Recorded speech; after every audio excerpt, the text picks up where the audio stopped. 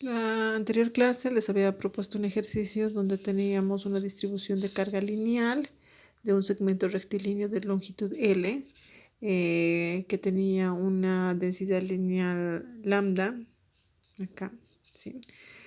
Y bueno, nos pedía hallar el potencial eléctrico en el origen, en el punto A y en el punto B. Entonces, primero debemos recordar que el potencial debido a una carga es la constante electrostática por la carga dividido entre la distancia de la carga hacia el punto donde deseamos hallar el potencial. Pero en este caso, cuando tenemos una distribución de carga continua, entonces lo que hacemos es sumar estos diferenciales de carga mediante una integral. Entonces, el potencial nuevamente se define como la integral de la constante electrostática por el diferencial de carga dividido entre la distancia del diferencial de carga hasta el punto donde deseamos hallar el potencial, que en este caso sería el origen. En nuestra gráfica, si nos fijamos, va a ser esta R va a ser X. Entonces, como dice acá, donde R según la gráfica es X. Por tanto, la ecuación número 1 la vamos a volver a reescribir. El potencial va a ser igual a K, la constante electrostática, por el diferencial de carga, pero el diferencial de carga era lambda por el diferencial de L, ¿sí? Pero que en nuestro caso el diferencial de L pues va a ser el diferencial de X, ¿sí? Porque está sobre el eje X, moviéndose esta distancia dependiendo qué diferencial de carga estamos tomando, dividido entre la distancia del diferencial de carga al origen, que sería en nuestro caso X. Bien, entonces como ya hemos armado nuestra integral, bueno, definimos los límites, ¿no? Perdón.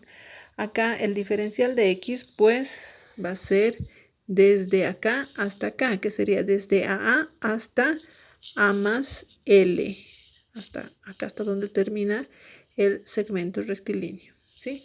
Entonces de A a A más L, como dice acá en la integral. Una vez que tenemos ya definida la integral, pues como les decía, hasta aquí termina la física. Lo demás es un cálculo matemático. Entonces, para el potencial en el origen, acá lo que tenemos es, resolvemos esta integral, la constante K y lambda, la densidad lineal de carga, pues son constantes, salen de la integral y nos quedamos con la integral de 1 sobre x diferencial de x. Sabemos que la integral de 1 sobre x diferencial de x pues es logaritmo neperiano de x y lo evaluamos entre estos dos límites, ¿no?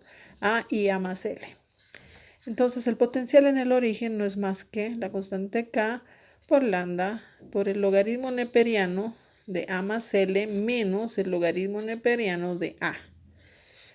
Recordamos las propiedades del logaritmo neperiano y decimos, bueno, el logaritmo neperiano de una división es igual al bueno, se distribuye en una resta, o sea, el logaritmo neperiano de x dividido entre el logaritmo neperiano de y. Aplicando esta condición a nuestro resultado, pues vamos a obtener que el potencial en el origen va a ser la constante por lambda, por la densidad lineal de carga,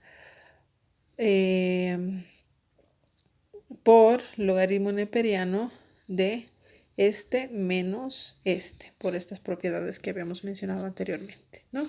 Voltios. Entonces esa sería la solución en el inciso A. Para el inciso B nos pide hallar el potencial, pero en el punto A. Vemos nuevamente, acá el punto A se encuentra a una distancia B del borde del segmento rectilíneo, ¿sí? Una distancia B. Entonces volvemos a definir nuestro potencial. El potencial debido a una carga es K diferencial de carga dividido entre la distancia del diferencial de carga al punto donde deseamos hallar el potencial, que en este caso sería el punto A. Entonces en la gráfica ahora vemos cuál va a ser esa distancia, ¿no? Esta distancia R del diferencial de carga hasta el punto que deseamos hallar. O sea, de acá hasta acá, ¿cuál va a ser la distancia? Entonces yo puedo decir que esta distancia de acá a acá va a ser A más L más B menos esta X. ¿De acuerdo? Esta distancia va a ser toda esta distancia menos esta. ¿De acuerdo? Entonces, tenemos R va a ser A más L más B menos X. Reemplazamos en esta ecuación y decimos, bueno, entonces el potencial de A va a ser igual a constante por el diferencial de carga. Seguimos con el segmento rectilíneo acá, ¿sí? Entonces ponemos lambda por diferencial de X. Y ahora R ha cambiado por nuestras condiciones a más L más B menos X. Listo, entonces y evaluado, entonces en el diferencial de X va desde A, fíjense en la gráfica, va desde A, acá, desde A hasta acá, que sería A más L. Entonces, desde A hasta A más L. Realizamos un cambio de variable y tenemos el cambio de variable, le voy a llamar a todo el denominador U, ¿sí?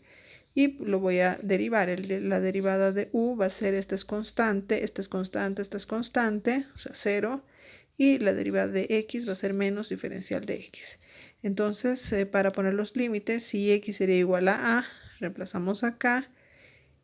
Y tenemos U tendría que ser L más B, porque A menos A es 0.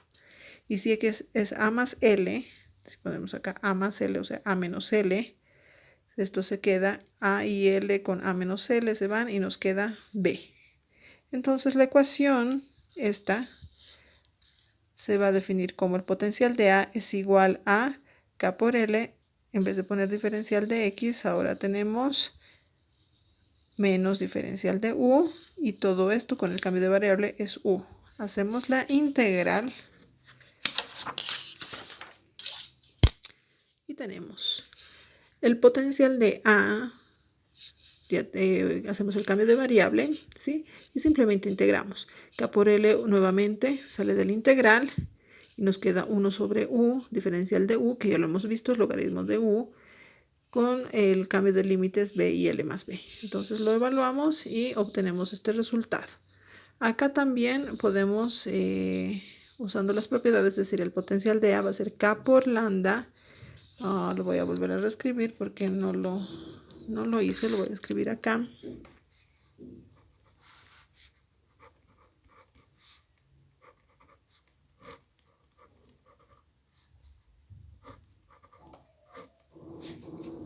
Nos quedaría esto, ¿no?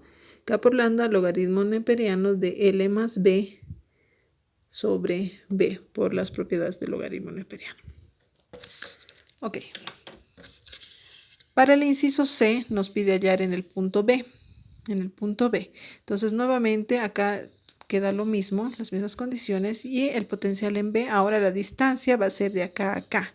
Vemos que forman un triángulo rectángulo donde tenemos este dato. Este dato va a ser A más L menos X. A más L menos X de una altura H